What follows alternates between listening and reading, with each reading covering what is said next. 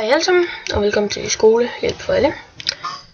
Jeg vil starte med at vise jer, hvordan man sætter et søjlediagram ind på sin dejlige matematikaflevering herinde på WordMat. Ja, så WordMat kan man bruge til matematikafleveringer. I kan bare downloade det fra internettet. Skal WordMat downloade på Google eller sådan noget, så finder I det lynhurtigt, hvis det ikke ligger på deres computer. Ja.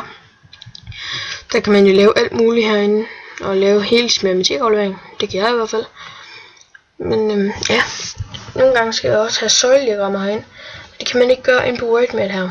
Så derfor starter man Word Excel op, og så de tal, man skal lave et pindediagram om. Jeg har så observation og hyppighed. Så er det lige de tal her, jeg for eksempel skal bruge. Ja, så markerer jeg dem. Sådan der. Det var sgu en fail.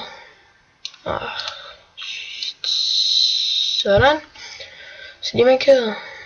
Og så går jeg ind i insert, eller insert engelsk eller dansk. Og så her kan I se, her er allerede nogle søjlediagrammer inde i kolonner eller kolum. Og så kan I så her bare vælge, hvad det er I vil have. Jeg tager bare, det skal ikke være 3D. I tager sgu bare den der. Upti. Så fik jeg lige et søjlediagram her. Ja, det virker godt, for at sige noget med. Så kopierer man bare søjlediagrammet herude. Gå ind på sit Word. Og sæt ind. Upti. Så er den her bare.